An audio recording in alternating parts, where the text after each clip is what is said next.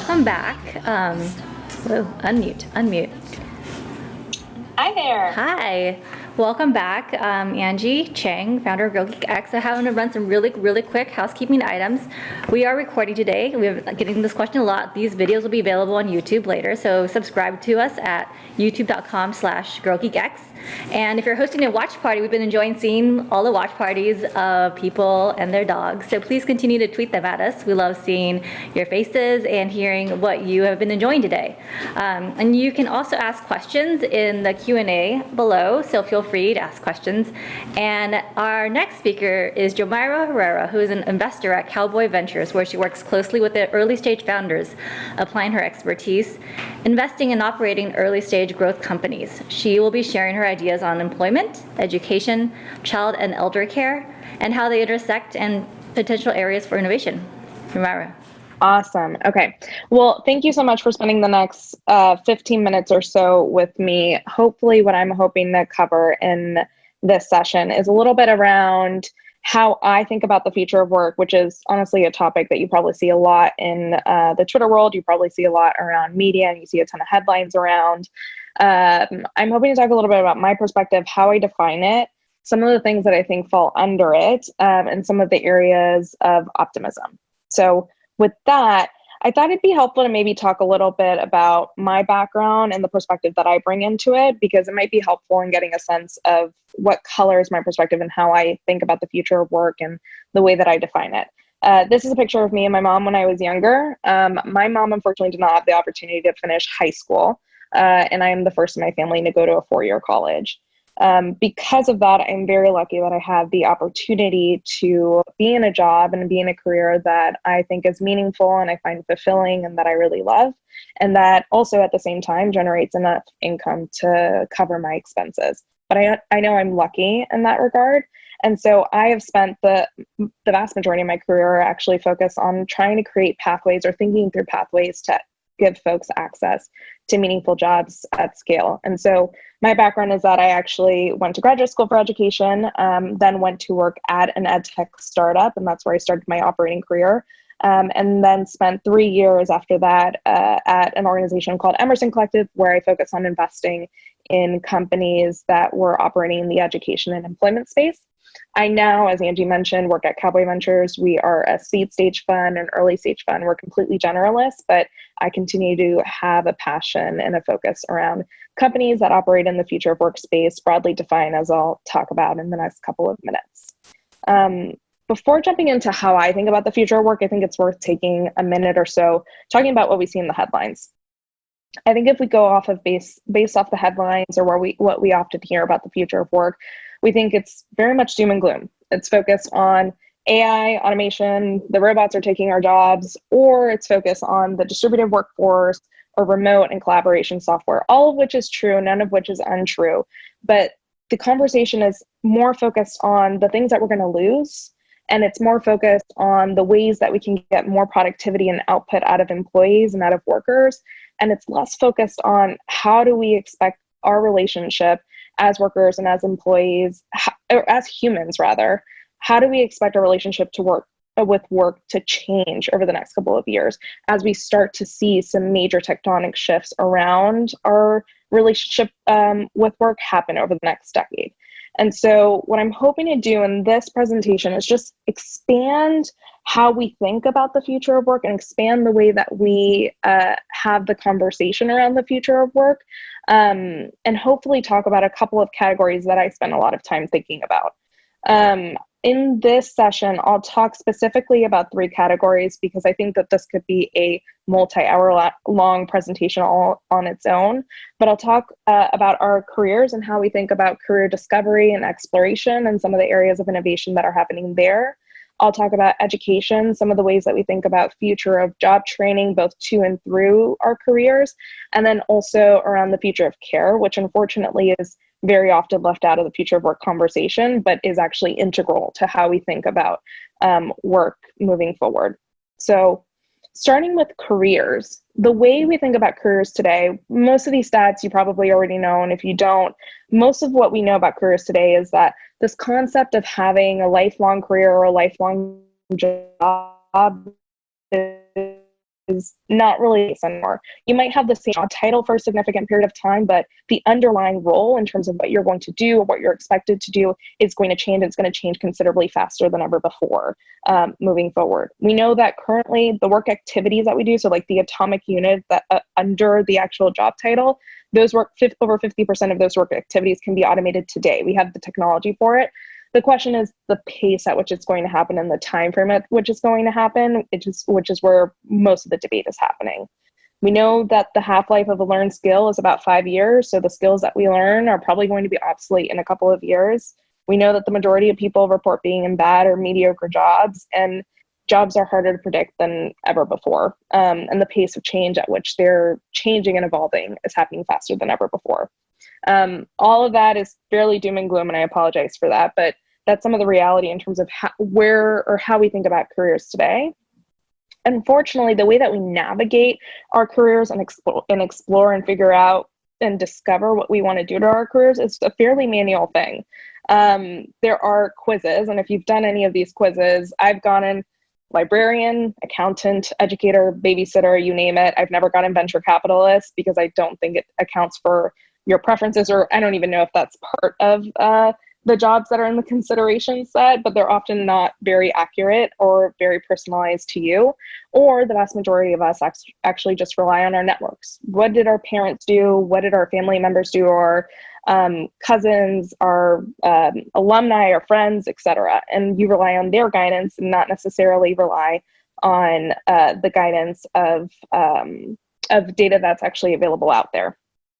And so what I'm excited about and where I think there is a ton of opportunity is actually in the ability to change what I'm describing as in the ways that consumers, we now have more decision and agency and capability as ever before. And you see the rise of the conscious consumer as a result of that, and more intentionality in terms of how we spend our dollars and how we and in terms of the products that we end up choosing and we end up using.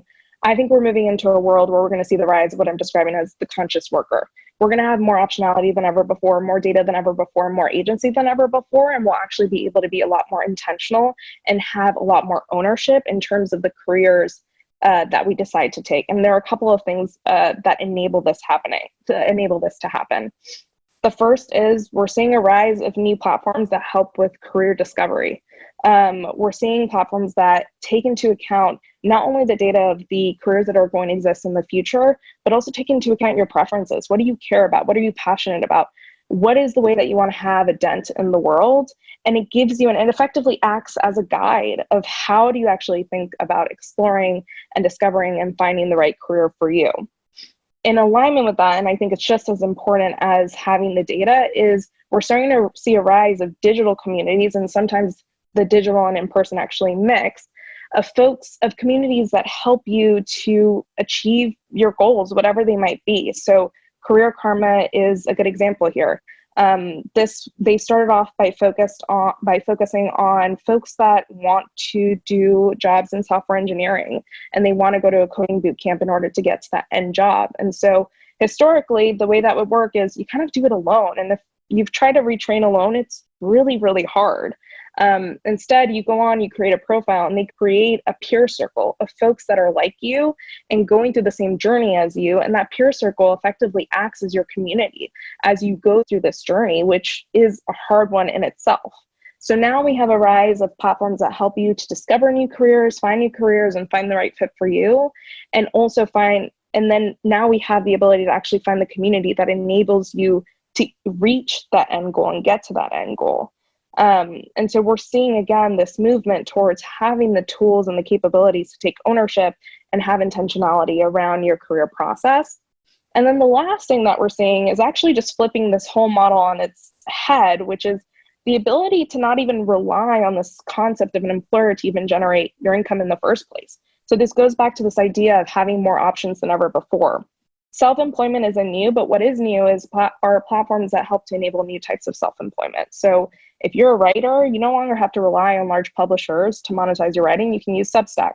If you are an educator and you want to teach about art or poetry or creative writing, you can use OutSchool and generate either supplemental income or in some cases actually generates the majority of your income and have that optionality on your own. So we're moving into this world where you have more ownership over your career than ever before, and you're becoming, again, with the rise of options, the rise of data, and the rise of having actually access to communities that can help you, this world in which we have the ability to be this more conscious worker. So hopefully that leaves folks with this like optimistic perspective that even though things are going to be automated, we're actually moving into a world where we have more optionality than ever before. I know that was a ton, but just as important as the career aspect is actually the education and the training to and through your career. Right now, just a couple of stats to give some background. We know the majority of Americans don't have a college degree. Of those that do, 40% of them are underemployed. So they're effectively in a career that they didn't need the college degree to begin with. Most training paths are outdated and out of touch with what the workplace and labor market needs. Alternative pathways are still fairly small scale. And when I say alternative pathways, I mean like the boot camps that you probably hear a lot about. For context, boot camps graduated about 23,000 graduates last year compared to the 3 million associates and bachelor's degrees that were awarded. So even though they take up a lot of mind space and a lot of Twitter space, they're still fairly small in scale. Not meaning that they're not significant or meaningful, but they're still small compared to traditional institutions. And we know traditional options are expensive. There's over $1.3 trillion in outstanding student loan debt. And unfortunately, tuition is going up and to the right instead of down, which is what we would hope and expect. So education and job training today right now is fairly inefficient, fairly manual, and often inaccessible for the vast majority of people.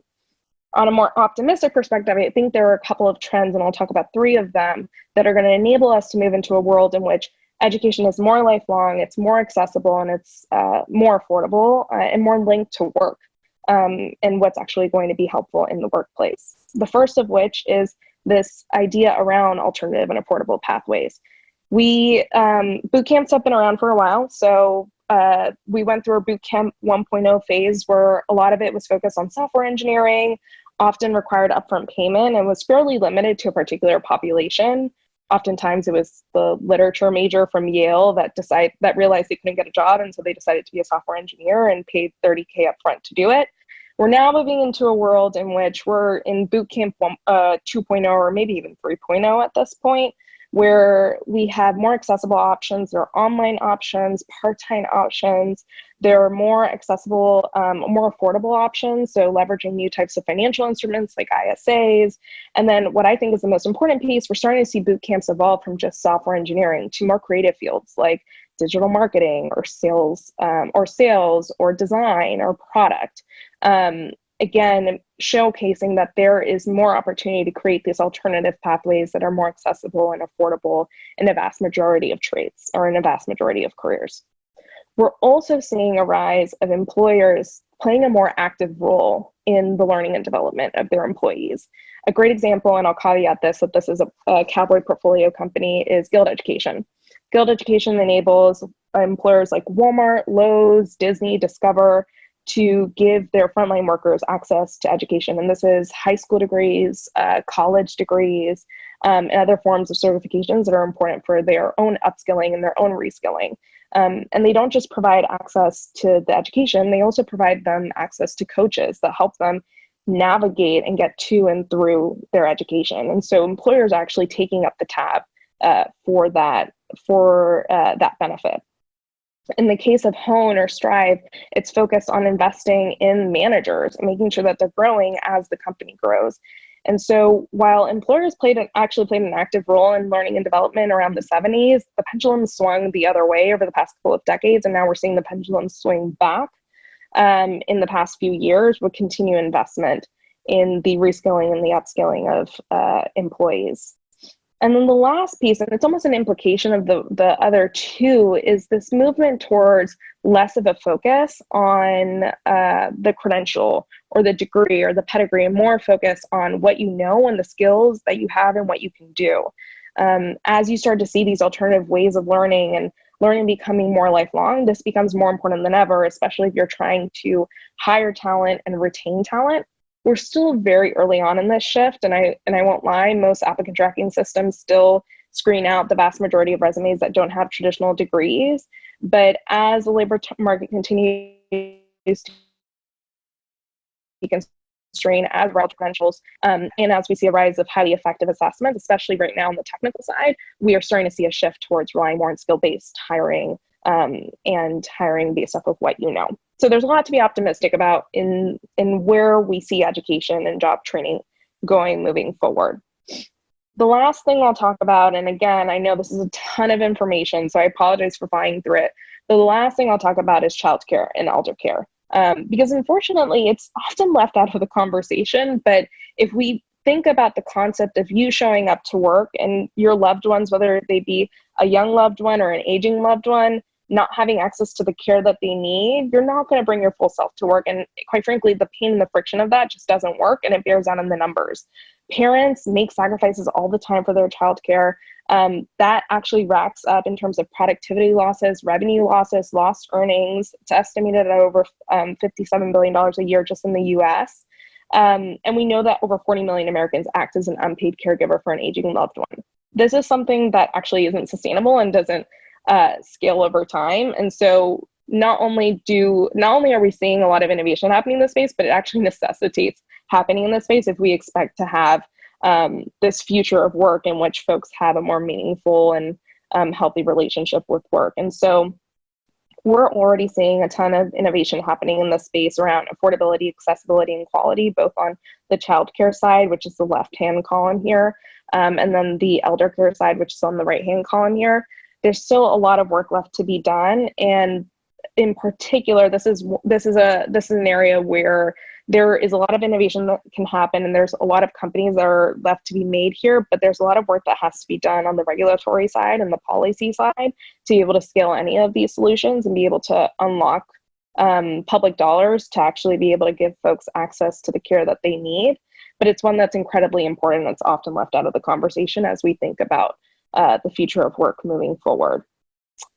I know that was a lot of information, and I think I'm getting knocked out by Angie here, but I'll just close by saying if there's anything that you take from this is that the conversation around the future of work is much broader than just remote collaboration and productivity software. It includes your career, it includes childcare, elder care, it includes financial security. There's a lot of things that I didn't talk about, like financial security and mobility, all of which are equally important. And so hopefully we can expand that conversation and we can be more optimistic about what it looks like.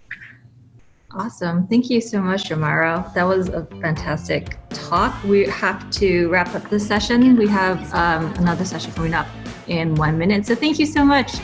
And that tonight we could all be stars. I said that tonight we could all be stars.